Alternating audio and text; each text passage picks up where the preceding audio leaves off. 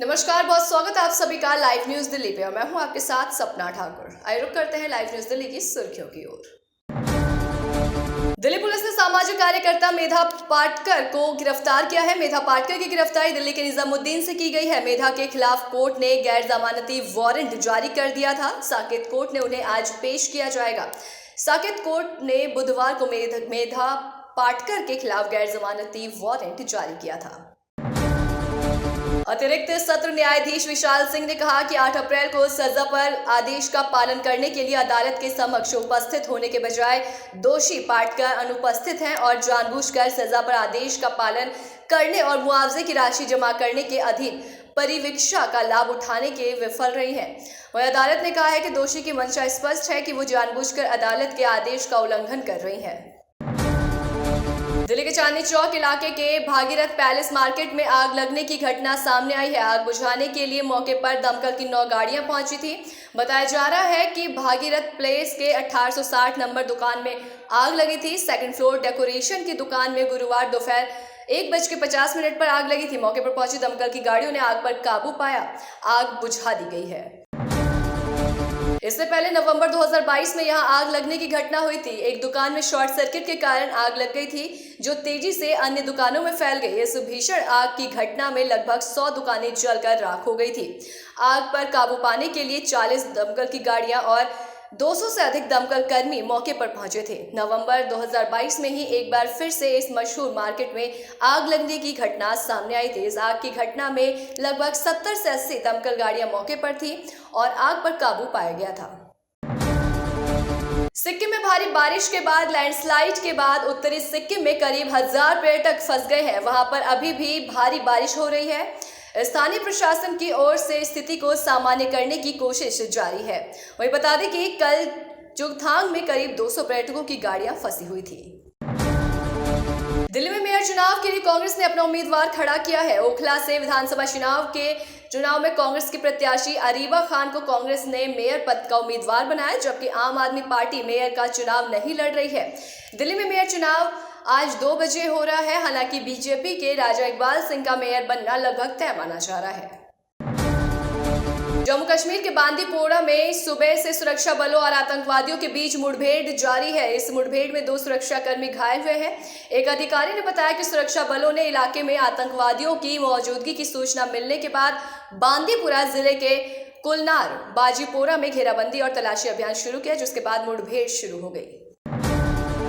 पहलगांव में आतंकी हमले के बाद राजस्थान को भी अलर्ट कर दिया गया है। बीएसएफ जैसलमेर के बॉर्डर इलाके पर अलर्ट है। बॉर्डर इलाके में पेट्रोलिंग बढ़ा दी गई है और अतिरिक्त सुरक्षा बल तैनात किए गए हैं। तो वहीं पुलिस मुख्यालय ने भी संवेदनशील और बॉर्डर इलाकों में गश्त बढ़ाए जाने को कहा है और साथ ही सभी पुलिसकर्मियों की अग्रिम आदेशों तक छुट्टियां रद्द कर दी गई।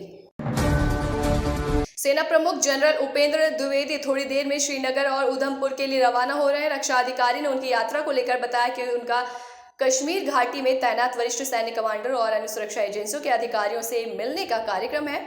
जनरल द्विवेदी घाटी में मौजूद सुरक्षा स्थिति और नियंत्रण पर रेखा पर पाकिस्तानी सेना की ओर से संघर्ष विराम का उल्लंघन करने के प्रयासों की समीक्षा करेंगे।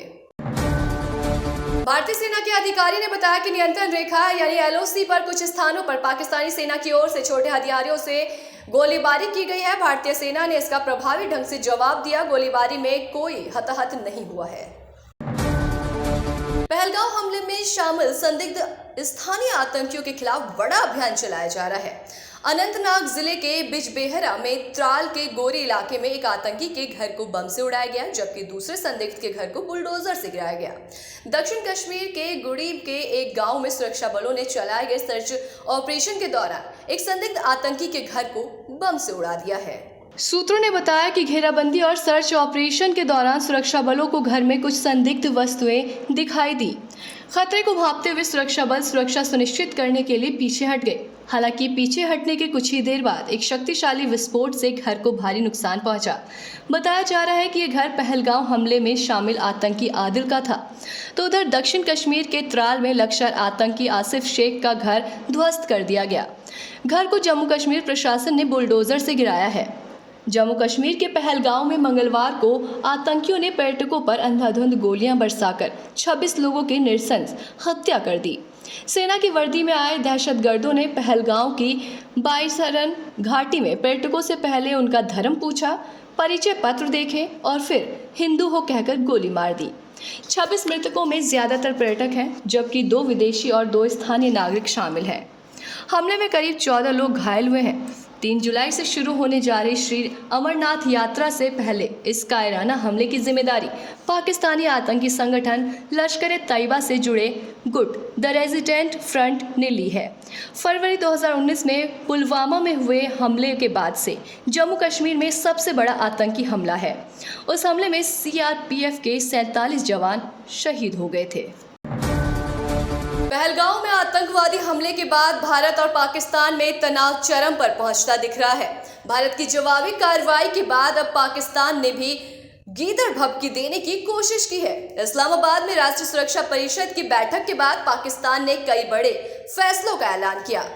इनमें भारत के साथ व्यापार पर रोक, वाघा बॉर्डर को बंद करना, भारतीय विमानों के लिए पाकिस्तानी हवाई क्षेत्र के इस्तेमाल पर रोक का फैसला लिया गया है। पाकिस्तान के प्रधानमंत्री कार्यालय PMO द्वारा जारी एक बयान के अनुसार बैठक में भाग लेने वालों ने राष्ट्रीय सुरक्षा, माहौल और क्षेत्रीय स्थिति, खासकर पहलगांव हमले के मद्देनजर चर्चा की। बयान में कहा गया, पर्यटकों की जान जाने पर चिंता व्यक्त करते हुए समिति ने 23 अप्रैल 2025 को घोषित भारतीय उपायों की समीक्षा की और उन्हें एक तरफा, अन्यायपूर्ण, राजनीति से प्रेरित, बेहद गैर जिम्मेदाराना और कानूनी योग्यता से रहित बताया। पाकिस्तानी PMO के बयान में कहा गया है कि पाकिस्तान भारत के साथ सभी द्विपक्षीय समझौतों को स्थगित करने के अधिकार का प्रयोग करेगा, जिसमें शिमला समझौता भी शामिल है। पाकिस्तान यही नहीं रुका, उसने भारत पर पाकिस्तान के अंदर आतंकवाद को बढ़ावा देने के आरोप भी लगाए हैं। इसके अलावा उसने आरोपों में कहा, भारत अंतर्राष्ट्रीय हत्याओं और अंतर्राष्ट्रीय कानून और कश्मीर पर संयुक्त राष्ट्र के प्रस्तावों का पालन न करने के अपने स्पष्ट व्यवहार से बाज नहीं आ रहा है।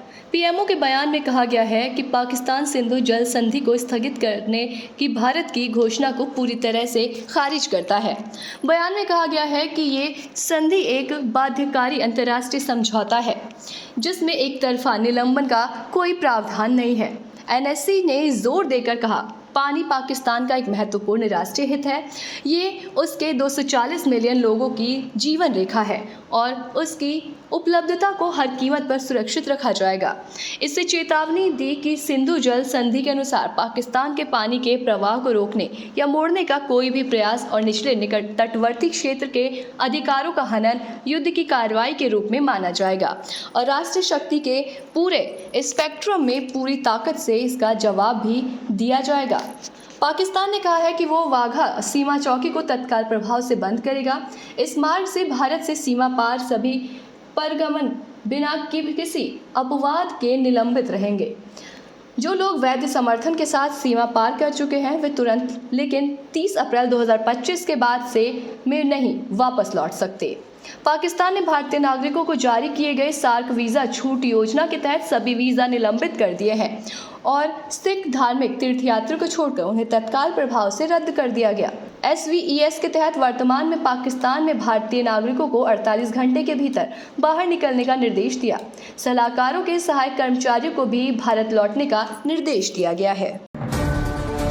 अगली खबर लता एवी फिल्म से। लता एवी फिल्म ने एक नया वीडियो एल्बम रिलीज किया जो लोगों को काफी पसंद आ रहा है और लता एवी फिल्म शॉर्ट वीडियोस और कई सारी शॉर्ट फिल्म्स भी बनाती है। अगर आप भी इसमें काम करना चाहते हैं तो आप आमंत्रित हैं। लता एवी फिल्म @gmail.com पर अपना रिज्यूमे शेयर करके इसमें आप काम करने का मौका पा सकते हैं और साथ ही जो नया वीडियो एल्बम रिलीज हुआ है उसकी लिंक आपको डिस्क्रिप्शन में मिल जाएगी।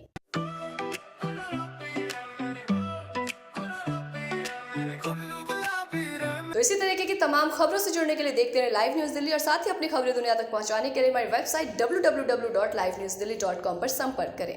नमस्कार। अभी सब्सक्राइब करें हमारे चैनल लाइव न्यूज दिल्ली को और साथ में बेल आइकन दबाना ना भूलें। Live news Delhi.